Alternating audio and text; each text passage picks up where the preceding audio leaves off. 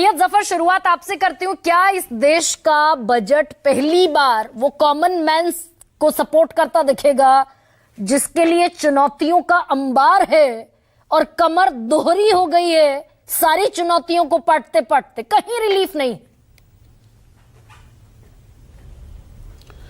देखिए, बजट जब भी होता है तो वो सभी वर्गों के लिए होता है। ऐसा नहीं किसी एक वर्ग के लिए हो या एक सेक्शन ऑफ द सोसाइटी के लिए हो या किसी एक सेक्टर के लिए हो। बजट का मतलब ही है कि देश का बजट है, और जब देश का बजट पेश होता है तो कभी किसी के लिए कभी किसी के लिए, बट सब वर्गों के लिए होता है। कभी ज़्यादा जहाँ ज़रूरत है वहाँ बजटरी एलोकेशन ज़्यादा होता है, जहाँ कम एलोकेशन की ज़रूरत है या पहले ज़्यादा बजटरी एलोकेशन, बिकॉज आपके पास लिमिटेड रिसोर्सेज है। हाँ। और उसका मोस्ट इफेक्टिव यूज़ करना जो सरकार की जो एक प्रायोरिटी होती है कि हर एक पैसा जो इस्तेमाल हो उसका सही सही जो है योगदान हो इकोनॉमी में, और देश की जनता का उसका भलाई उससे हो। नहीं जफर साहब, ये सवाल मैंने इसलिए पूछा क्योंकि प्रधानमंत्री जब भी बोलते हैं उनके किसी भी स्टेटमेंट के गहरे मायने होते हैं। और अगर उन्होंने कहा है कि मैं मां लक्ष्मी से प्रार्थना करता हूं कि देश के हर गरीब और मध्यम वर्ग समुदाय पर उनकी विशेष कृपा रहे, is that a big hint कि गरीब और मध्यम वर्ग फोकस होगा इस बार के बजट का? देखिए, मैं प्रधानमंत्री जी के वक्तव्य के बारे में कोई टीका टिप्पणी नहीं कर सकता हूं, कोई स्पेकुलेशन मुझसे मैं तो नहीं कर सकता हूं being an official spokes person. लेकिन उन्होंने जो कहा वो सब पूरे देश के लिए कहा, किसी एक बजट से रिलेटेड कोई बात नहीं कही है, इसलिए कोई स्पेकुलेशन नहीं करूंगा। लेकिन इतना जरूर कहूंगा कि मध्यम वर्ग हमारी प्राथमिकता है। हाँ। निम्न वर्ग हमारी प्राथमिकता है, और अगर वो उम्मीद करते हैं कि कुछ उनके लिए होगा तो मैं समझता हूं कि जैसे मैंने कहा सभी वर्गों के लिए होगा तो उनके लिए भी ही होगा और जरूर होगा, ये मेरा पूरा विश्वास है। और लेकिन सबसे ज्यादा अगर चैलेंजिंग सिचुएशन में कोई है तो इस देश का आम आदमी, ये मिडिल क्लास है क्या? और ये तो आपके प्रवक्ता डॉक्टर अजय आलोक बाकायदा ट्वीट करके बताते दिखे वित्त मंत्री सीतारमण को कि टैक्स देगा इस देश का कॉमन मैन, मिडिल क्लास, और सुविधाएं सारी मिलेंगी या तो बीपीएल को मिलेंगी या कॉर्पोरेट को मिलेंगी। भाई मिडिल क्लास ने ऐसा कौन सा गुनाह किया है कि वो सबसे ज्यादा टैक्स भी देगा और सबसे ज्यादा परेशान भी होगा? देखिए, अजय आलोक जी की बारे में बात नहीं करता हूं, लेकिन मैं जेनेरिक बात करता हूं जो एक आम नागरिक सोचता है।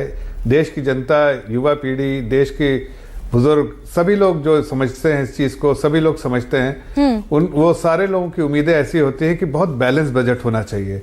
बैलेंस बजट लॉपसाइडेड किसी तरफ नहीं होना चाहिए, इसलिए कि देश की अर्थव्यवस्था पर उसका नेगेटिव इम्पैक्ट नहीं हो अगर लॉपसाइडेड होता है तो। हाँ।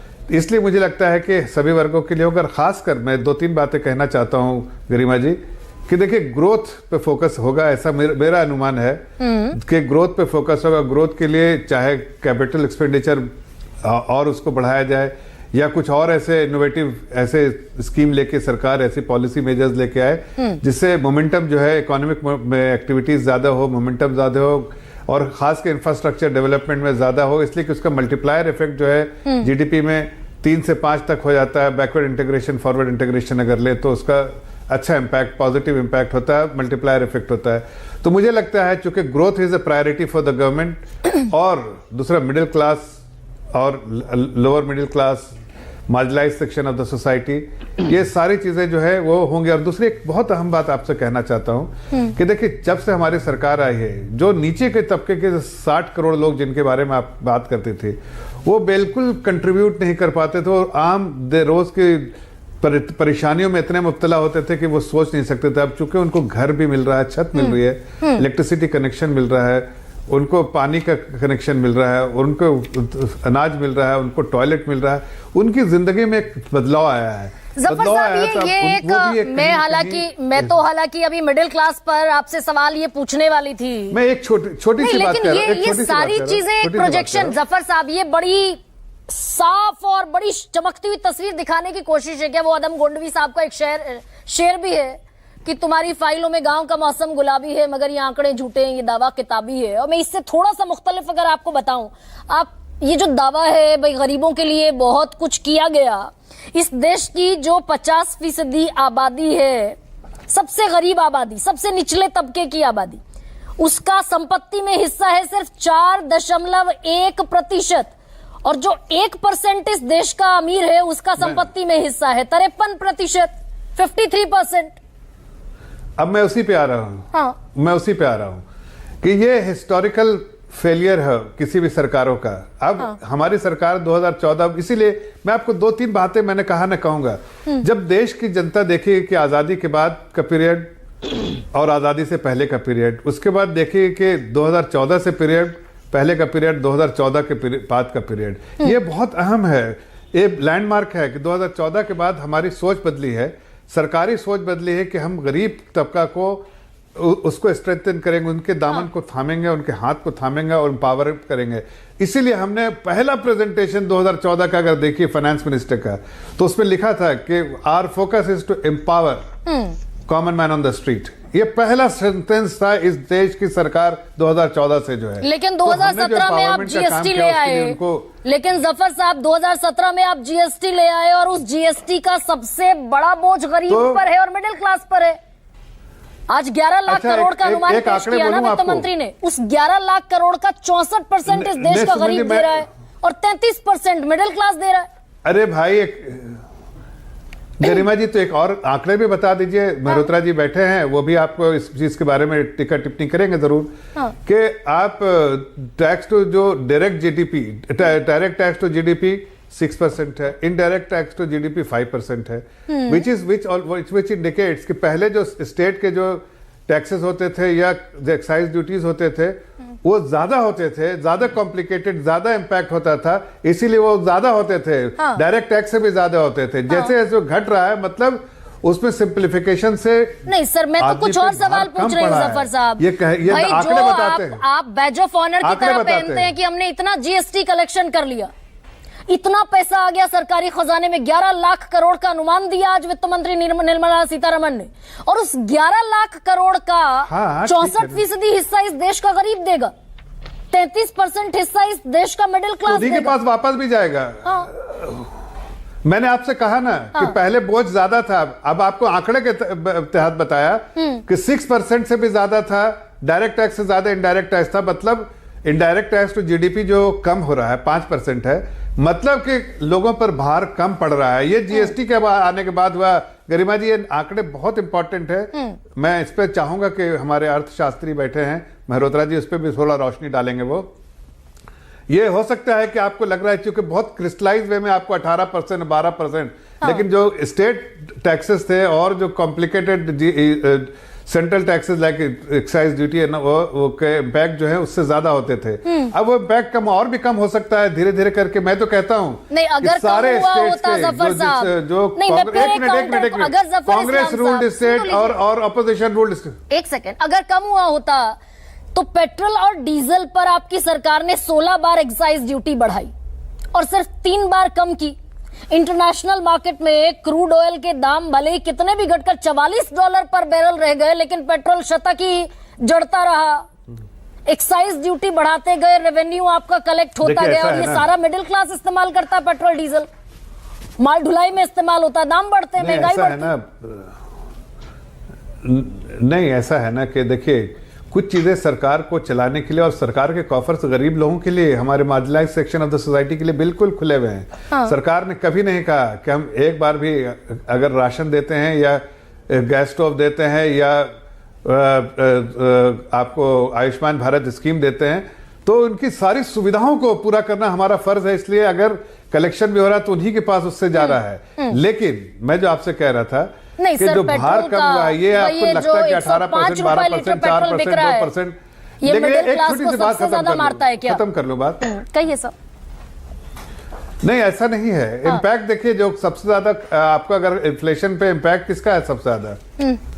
इम्पैक्ट खाने पीने की चीज का ज्यादा है और वो सीजनल फैक्टर की वजह से कभी कभी बढ़ जाता है। लेकिन ओवरऑल आप देखिए तो हमने मेंटेन करके रखा है जो हमारा मैंडेट था 4 से 6%। बिल्कुल जुड़ता है, मैं नहीं कह रहा हूं कि नहीं जुड़ता है। लेकिन आपका जो वेट्स है जो इन्फ्लेशन पे, तो वो इन्फ्लेशन पे वेट सबसे ज्यादा किस चीज का है?